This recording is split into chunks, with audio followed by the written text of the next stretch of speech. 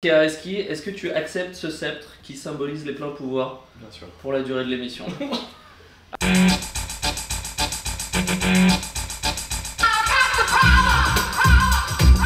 Tu fais clairement partie des gens qui se sont déjà projetés sur cette situation. Mais tellement. Ouais. Bien sûr. Je me suis dit, t'es préparé. Dans un moment, il y a un protocole mis en place et tout. Je vais sortir le classeur et je vais faire alors. J'ai un pouvoir de où? De quel pays déjà? Bonne question. Si t'avais les pleins pouvoirs, tu les exercerais où? Où ça te paraîtrait logique de les exercer? Le plus logique, ouais. C'est le monde entier. Ouais. Comme ça, tu crées un truc qui est cohérent où personne peut te faire un embargo, par exemple, sur ton pays. Ok. Parce qu'ils n'aiment pas ta politique. Ouais. Qui serait trop de gauche, par exemple. Après, disons que plus proche, évidemment, et plus peut-être même probable, parce que si tu entre stand-uppers et se proposer député, maintenant, surtout quand tu vois la qualité des discours ouais. même des ministres, ouais. je suis genre, bah, je suis désolé, j'ai ma place. Ouais, genre, n'importe qui écoute genre 2 épisodes de podcast d'un humoriste pas con, il fait genre, ah, mais ça me paraît. Ça va, hein. Ouais, c'est raisonnable. Ça passe. Donc, du coup. Ouais, du coup, de la France, effectivement. Ouais. Algérie. Le truc est tellement de corruption, tellement de genre, si t'es pas un gars de la junte militaire ou je sais pas quoi, il y aura... comment tu chopes les pleins pouvoirs? En 20 minutes, il y aura la révolte en question, quoi. Ouais, tu vas te faire déposer. En 20 minutes, il y a les généraux qui vont venir avec. Ils vont dire, bon, c'était super, merci beaucoup. C'est votre poste. Ou même juste les Américains qui vont faire genre.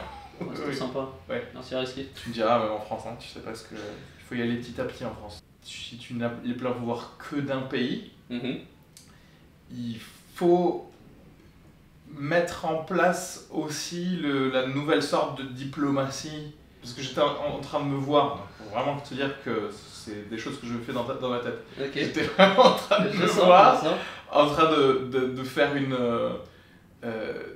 une conférence de presse, en train de m'excuser quelque part auprès des Américains d'avoir envoyé une équipe commando pour récupérer Julian Assange de dire oui, genre vous êtes un état souverain et on vous respecte et le peuple français aime le peuple américain, etc. Mais ce que vous avez fait avec Julian Assange, c'est inadmissible et Julian Assange maintenant, s'il veut, c'est un citoyen français, quoi. Ok. Tu vas dans un truc où t'es quasi confrontationnel, mais en même temps tu parles tellement sincèrement que s'il y a des gens qui disent ouais on va faire la guerre contre les Français et que le reste du peuple américain dit ouais mais en vrai Julian Assange nous on n'a jamais voulu qu'il soit emprisonné donc on va pas faire la guerre, tu vois. Genre, en fait te retrouver à sournoisement mais sincèrement avoir l'humanité d'autres pays qui pourraient pas...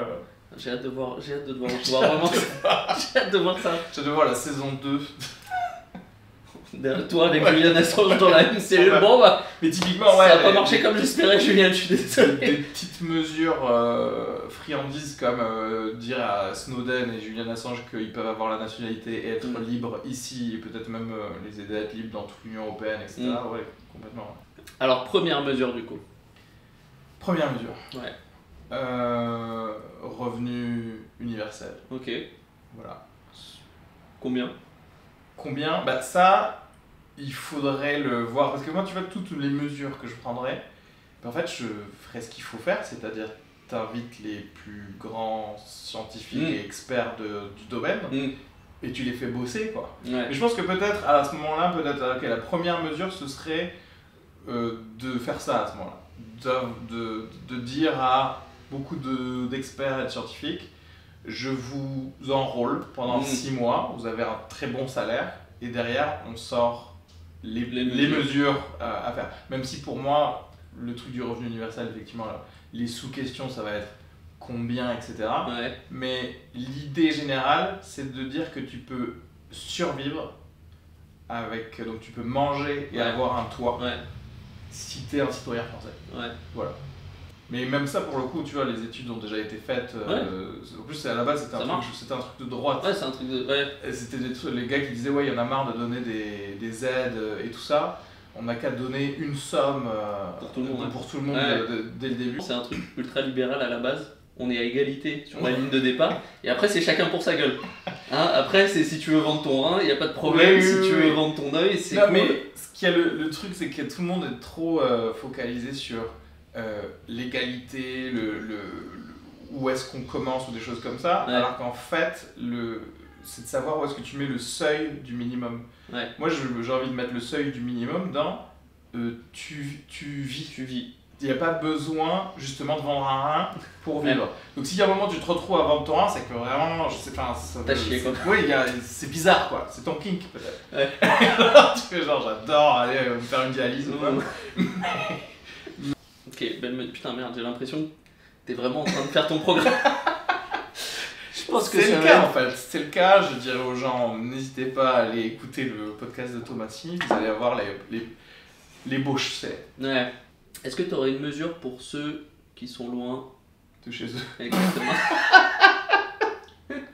Pour l'âme, c'est ça? C'était qui? Non, c'était Michel Berger à la base quand même. Ouais, tu sais, en fait, il y a un truc, il y a une stat dont la gauche ne parlera jamais. Ouais. Parce que ils voudront pas aller plus profondément pour expliquer le truc. Et dans la droite ne parlera jamais non plus parce qu'ils s'en foutent de ce que c'est la santé mentale. Mais tu retrouves une plus grosse proportion de psychose ou de problèmes psychologiques genre sévères chez les immigrés. Chez les immigrés genre du monde entier, quel que soit le pays. Pourquoi? Parce qu'en fait tu arrives et tu n'as pas de base sociale. Souvent tu viens d'immigrer, donc non seulement tu n'as pas les codes, tu n'as peut-être pas la langue, mais tu n'as pas non plus une famille. Donc en gros tu n'as pas... T'es fragilisé quoi. Ouais, t'es fragilisé d'un point de vue psychologique, t'es isolé en fait. Et du coup, effectivement, quelque chose en termes de... justement pour diminuer l'isolation, c'est-à-dire pour intégrer plus facilement dans une vie sociale locale des gens qui sont nouveaux dans le truc, je pense que ça peut faire du bien à tout le monde en fait. Si tu comprends ça, tu comprends la santé mentale de manière générale aussi, dans le sens où en fait... techniquement, tu peux être quasi immigré dans ton propre pays aussi, tu vois, il y a plein de gens qui arrivent à Paris, ils sont seuls, ils sont perdus, ils connaissent, tu vois, ça va un truc, et effectivement, ils se retrouvent à genre, tu vois, à développer leur schizophrénie dans leur chambre de bonne. C'est pour ça qu'il y a autant de fois à Paris, hein. C'est des gens qui... C'est que des provinciaux qui sont montés. Ouais, c'est clair, c'est pas comme s'il y avait, tu vois, la vie de quartier ou les gens qui se connaissaient dans leur immeuble à Belleville et Bocuse, enfin je sais pas si vraiment en vrai... Toi t'es arrivé à quel âge à Paris? Assez tard? À Paris, il y a 4-5 ans. 4-5 ans. Ouais. Tout seul? Je suis venu tout seul et ma meuf m'a suivi 6 mois après. Ok. Mais mine de rien, alors même si on connaissait des gens quand même, on avait des amis ici, la vie sociale parisienne, c'est difficile si t'as pas fait ou tes études ou des trucs ici. En fait, si tu t'es pas, enfin pour des trentenaires quoi, c'est-à-dire qu'en fait, si tu t'es pas créé socialement ici. Les Parisiens, enfin moi j'ai grandi ici, j'ai mes potes de lycée, tu sais c'est des groupes qui intègrent très peu de gens avec les années quoi. Parce qu'en fait on est déjà 10, 15, on se connaît par cœur. Et puis il y a les copains, les copines en plus qui arrivent et puis voilà quoi, ça fait... Et puis oui, quelles seraient les occasions où le groupe rencontrerait quelqu'un de nouveau aussi, ça veut rien dire. Tu vois. Et d'ailleurs tu vois souvent les gens qui make it in Paris, c'est souvent des gens qui viennent de pas Paris, qui viennent, qu'on faim, qu'on machin, qu'on truc, qui pètent un peu les barrières et tout, nanana, alors que les Parisiens pure souche, tu sais, on est juste là genre... Je sais pas si on n'a pas faim ou on manque d'imagination, mais souvent c'est, on est... Voilà, quoi. Mais tu veux dire pas faim d'un côté professionnel aussi c'est que le truc de... Je pense qu'effectivement t'as moins tendance à rechercher un épanouissement professionnel si tu l'as déjà un peu plus personnellement. Et vu que t'as déjà ta famille, tes amis, etc. Tu vois, parce que quelqu'un qui arrive et qui, justement...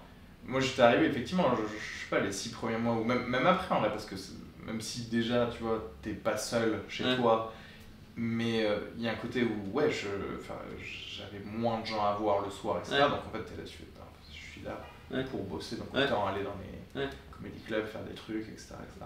Toi, du coup, c'est qui tes potes maintenant? Ici, je crois que c'est plus un peu sur la scène anglaise et américaine. C'est un biais de sélection déjà parfait. C'est-à-dire que c'est pas un truc OVS. Tu vois, où tu sais pas qui est-ce que tu vas rencontrer et qu'au final tu vas te dire, mais putain, c'était que des bolos ce soir, je sais pas quoi. C'est des gens du coup qui aiment la comédie, ou alors veulent faire de la comédie ou des trucs comme ça, mais aussi qui ont un job, qui ont changé de pays. Donc le genre l'expérience d'immigré, ils connaissent. Donc il y a un côté de bagage. Il y a un socle. De vie, mais aussi intellectuel, parce que c'est aussi un truc genre quelle sorte de personne fait du stand-up en anglais, mais dans une ville où ça parle pas anglais, etc. Tu vois, il y a plein de trucs qui fait qu'en fait, le fait de connaître plusieurs cultures aussi, et du coup ça s'est fait peut-être un peu plus facilement. Et il y a un truc aussi de vrais passionnés sur la scène anglophone stand-up parisien, parce que je pense quasiment personne n'en vit, à part peut-être Paul Taylor et Sébastien Marx, mais c'est encore autre chose quoi. Personne n'en vit, donc c'est vraiment c'est une passion, passion et on ne sait pas si un jour ça va rapporter ou pas, et c'est même pas ça la question, on le fait parce qu'on a besoin de le faire. Mais du coup, tu vois, il y a une éthique de la blague, il y a une éthique de l'humour que tu vas pas forcément retrouver en français. Parce que au bout d'un moment, ce qui va compter en français, c'est la thune, les followers, les machins, les trucs comme ça, et pas est-ce que j'ai amélioré ma blague. Je suis d'accord. Et pour moi, qui en tout cas, suis quand même une sorte de privilégié dans le sens où tu vois, genre j'ai été dentiste donc je peux vivre, tu vois, il y a un côté de... Mon plan B, c'est un métier très bien pour la plupart des gens. C'est le plan A de tout. Ouais, voilà. Il n'y a pas une personne pour qui le plan A c'est humoriste et le plan B c'est médecin, ça n'existe pas. Mais du coup, moi dans ma tête, il y a un côté de si je fais de l'humour, c'est pour faire du bon humour. C'est pas genre... Parce que si c'était pour être connu ou pour un truc comme ça, en vrai, je serais probablement la sorte de personne qui fait des conférences en dentaire, tu sais, pour avoir une espèce de... d'aura, de trucs, d'avoir des gens qui... Est-ce que tu aurais une mesure pour augmenter le quotient émotionnel des médecins? Il y en a, dans leur évaluation, il y a soit le plus désagréable possible avec le patient pour garder ton statut de sachant supérieur. Il y a un truc de classe et de culture, de choses comme ça. Il y a des gens pour qui ne comprennent pas qu'il faut accompagner le patient vers la santé en fait. Tu vois, même médicalement, c'est des attardés mentaux parce que je peux t'assurer que quelqu'un qui se sent bien pris en charge, il faudrait faire une étude, mais je suis à peu près certain que tu vas trouver ne serait-ce que genre 0,4% de meilleure cicatrisation de choses, etc. Donc, et moi en vrai, ces 0,4%, je les veux. Mais bien sûr, à l'échelle d'un pays, c'est.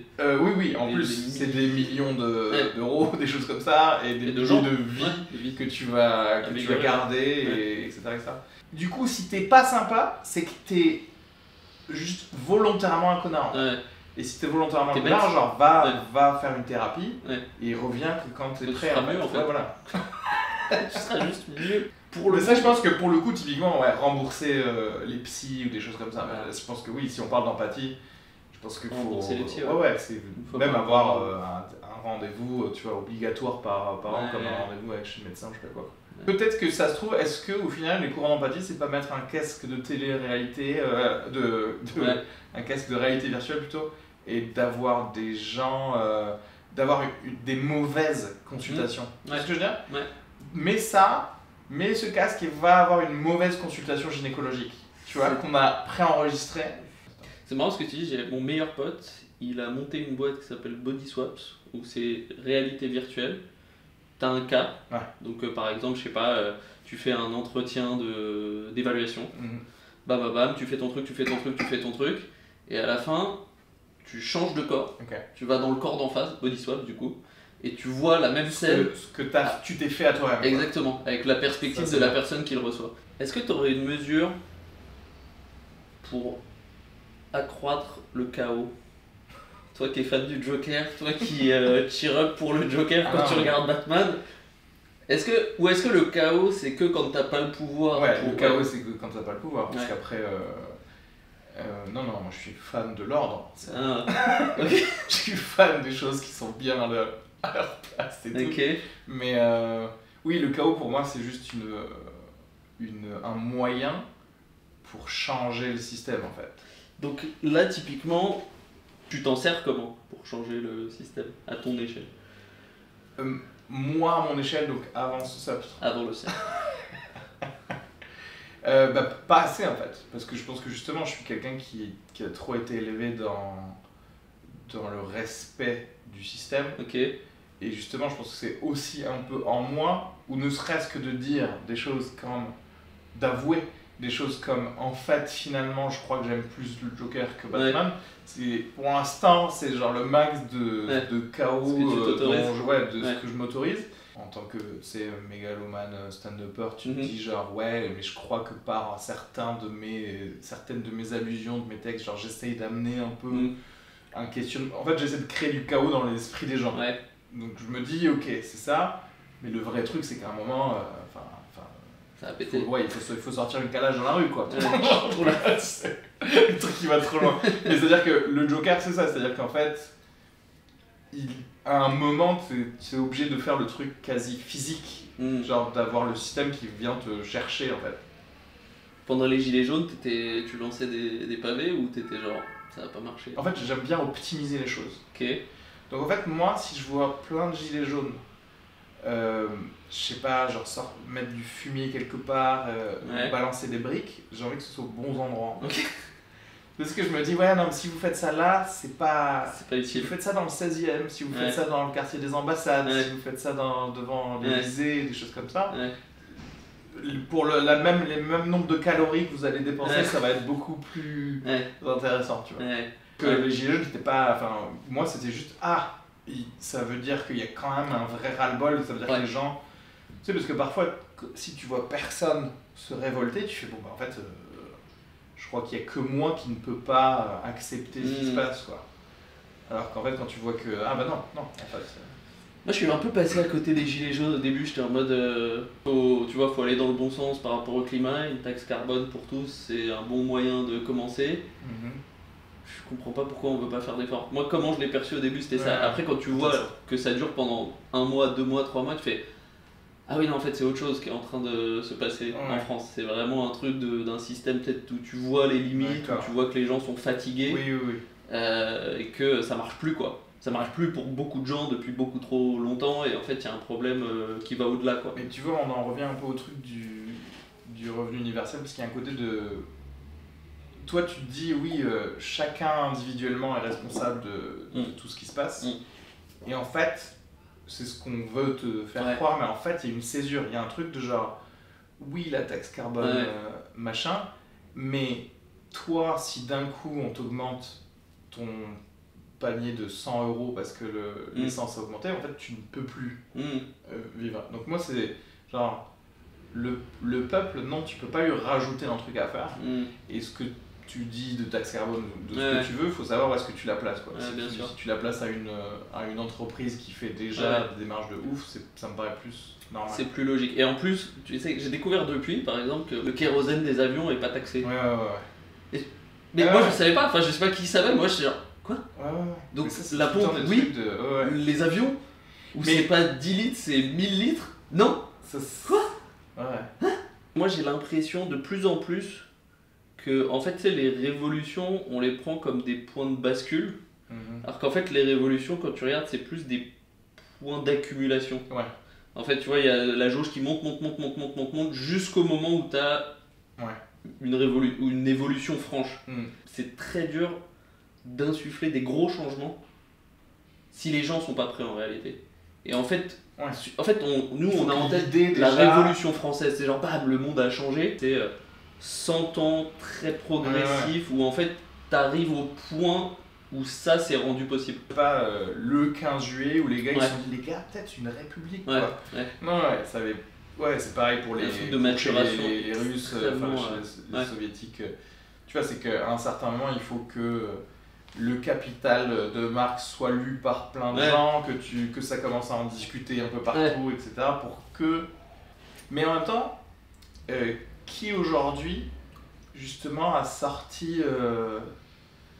Tu vois, autant les philosophes des Lumières ou justement Karl Marx ou je sais pas quoi. C'est-à-dire qu'il y a un côté où il y a une sorte de pensée culturelle, sociologique, etc. sur lequel ta révolution elle va s'appuyer en fait.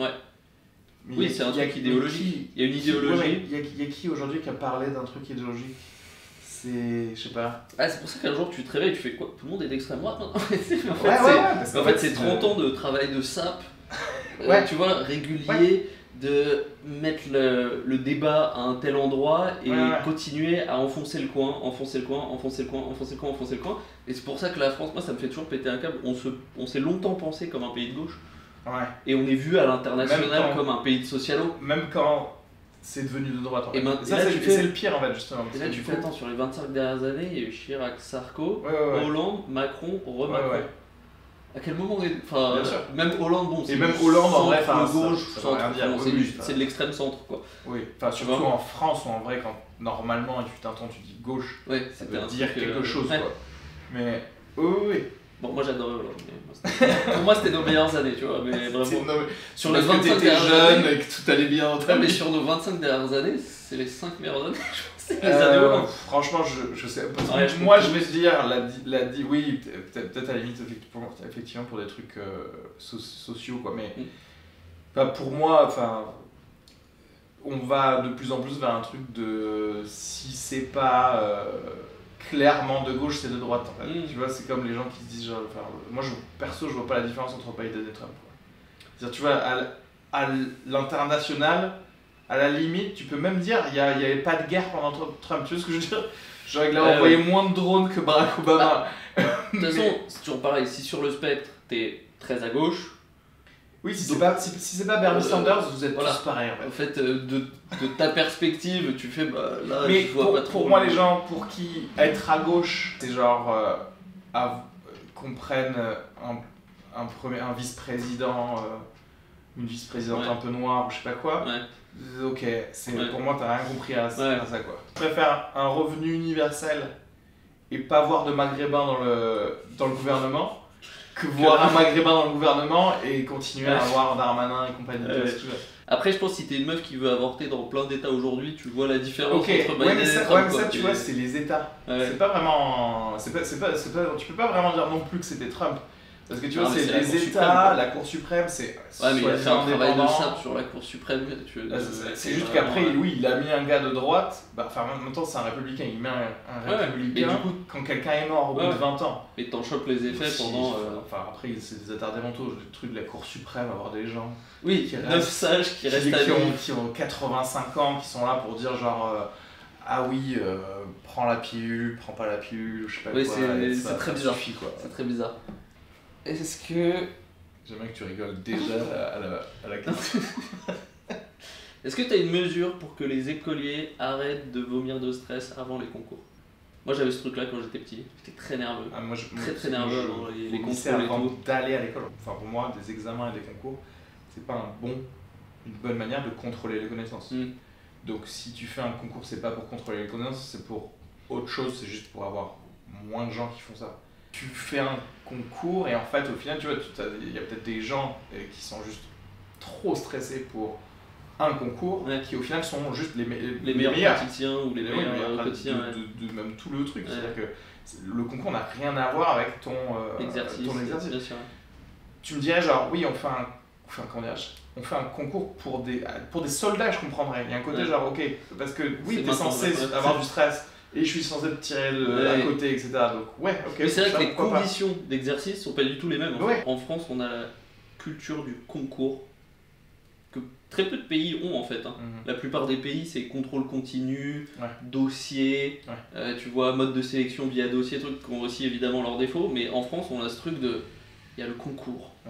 C'est les 3 jours où toute ta vie va se jouer. C'est le fake truc de la République en fait. Dans le sens de te dire, vu que c'est un concours, tout le monde a la même chance. C'est juste. Voilà. C'est marrant comme la pensée française, elle est très républicaine, qui pourrait être louable dans genre un nouveau pays avec des nouveaux bébés. Ouais, je pense que c'est pas mauvais comme façon de faire. Non mais sur le papier c'est très beau.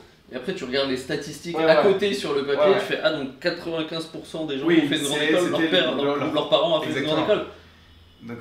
Donc à un moment, c'est genre, sois cohérent. Qu'est-ce que tu veux nous dire? C'est genre, est-ce que l'intelligence est dans les gènes et c'est dans la race? Ouais. Tu vois ce que je veux dire?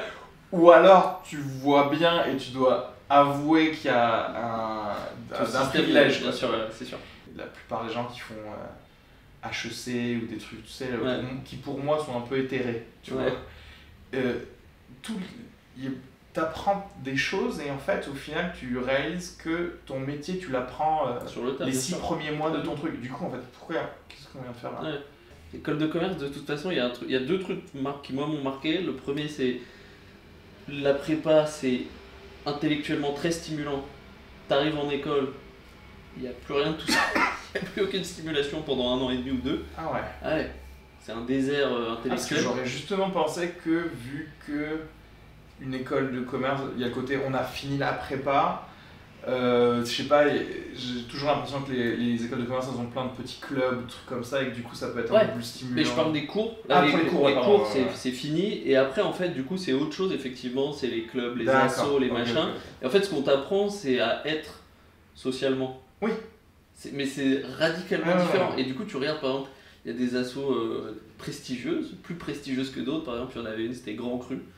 Tu vois, déjà le nom il est mythique, on va boire du vin très cher ensemble. Ouais, bien sûr. Et chaque année, c'est le bureau d'avant qui désigne le nouveau bureau. Et donc chaque année, c'est un mec avec une particule longue comme le bras qui... Et tu fais, mais c'est incroyable. Qui désigne le gars qu'il a rencontré en rallye. Ouais. Et en plus, pour rentrer dans cet assaut, c'est sélectif. C'est la cooptation. Tout le monde n'a pas la chance de pouvoir goûter, parce qu'évidemment il y a un nombre de grands crus limités, cadeaux par les grands crus de Bourgogne. Enfin, donc en fait on continue à t'apprendre le paraître social, la domination sociale. Tu vois, ça c'est parce que tu as pu analyser le truc. Ouais. Et aussi, tu vois, la plupart des gens, et spécialement la plupart des immigrés justement, tu vois, qui croient que... Alors, je sais pas si c'est peut-être spécial pour l'Algérie aussi, parce que, en tout cas ma famille, ce qui se passe c'est que tu absorbes le truc du système français républicain, et aussi c'était un pays socialiste après, mais genre vraiment, genre URSS socialiste, dans le truc de genre, il n'y a pas de stigma à le fils d'un ministre, il est garagiste, il n'y a pas de stigma par rapport à truc. Genre ton père il est médecin, il vit à côté de quelqu'un qui est genre secrétaire de je sais pas quoi, c'est pareil quoi, enfin il y a un truc de statut quand même de trucs, mais genre personne se dit c'est pas normal qu'on vive dans le même appartement ou des trucs comme ça, et du coup un truc de méritocratie en fait. Aussi par rapport à si tu es dans cette discipline quand même, c'est que tu as validé toutes les choses pour être dans à ce poste en fait. Et quelqu'un qui irait à HEC et qui est en mode genre je vais faire que les cours en fait, les autres trucs ça n'a aucun rapport, je paye pas pour les autres trucs en fait. Donc je m'en fous si je suis pas pris pour Grand Cru. Sauf que derrière, après HEC, tous les stages que tu vas avoir, les jobs que tu vas avoir, c'est parce que tu as été Grand Cru, que tu as passé une bonne soirée à bord du Saint-Émilion. En fait. Est-ce que tu ouvres un nouveau musée? Et si oui, lequel? Non. On a tout ce qu'il faut vraiment. Genre je laisserai ça au comité des musées s'ils veulent faire un truc de musée. Est-ce que tu mettrais un nouveau livre ou une nouvelle œuvre artistique au programme? Un truc qui serait vraiment de... Mais beaucoup plus, surtout. Personnellement, tout en restant presque le plus chauvin que tu veux, je veux que mes citoyens, ils connaissent la façon de penser des Indiens, des Chinois ou des trucs comme ça. Donc en fait, moi, pour chaque thème de cours, j'en sais rien, pas même moins de philo, mais chaque thème même de littéraire ou je sais pas quoi, voici comment la séduction est traitée chez nous, mais aussi chez machin, etc. Alors que tu comprennes un peu l'étendue de l'humanité, puisque... On garde les mêmes thèmes, mais on les... on intègre des nouveaux thèmes peut-être qui ne sont pas assez traités, etc. Mais on multiplie les angles et les points de vue sur le thème en prenant en compte les différentes zones du monde et tout ça. Ouais, parce qu'il y en a marre d'avoir toujours les 4 mêmes références. C'est pas que les gens ne disent pas des trucs intéressants, c'est qu'à un certain moment, c'est drôle de voir que tout avait déjà été dit par d'autres gars, que tu revois même les mêmes concepts. C'est genre, ah, mais c'est Bouddha en fait. Depuis le début, Bouddha avait déjà dit 50% de tout ce que Platon a dit et ce que tu as répété 4000 ans après. Est-ce qu'on a une dernière mesure avant de rendre le sceptre et les pleins pouvoirs? La dernière mesure. Bah, la dernière mesure, c'est. Ouais. C'est ce que la dernière mesure, elle est totalement cynique et du coup, elle fait plus du tout confiance au truc. Et de dire, genre, la dernière mesure, c'est je prends une branche élite de la DGSI qui fait que même quand j'ai rendu le sceptre, genre, je peux mettre quelqu'un dans une geôle de Syrie, tu vois ce que je veux dire?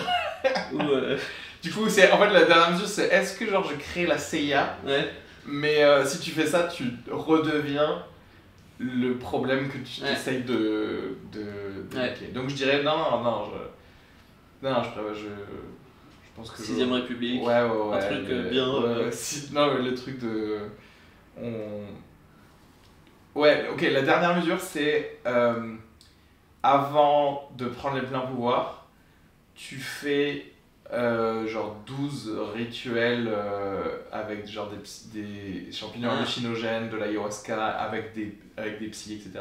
C'est-à-dire que ton président, tu sauras que il a fait ça. Tu sauras qu'il a vu genre d'autres univers. Ok. Et genre les trucs d'empathie, de body swap, on fait tous les trucs au max avant que la personne prenne les pleins pouvoirs.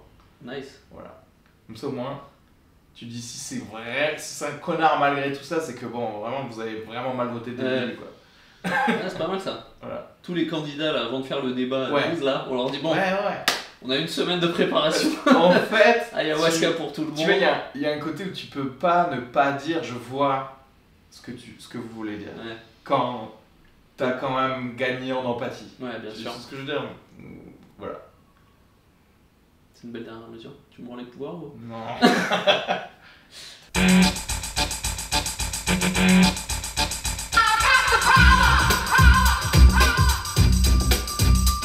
Merci Reski. Avec plaisir.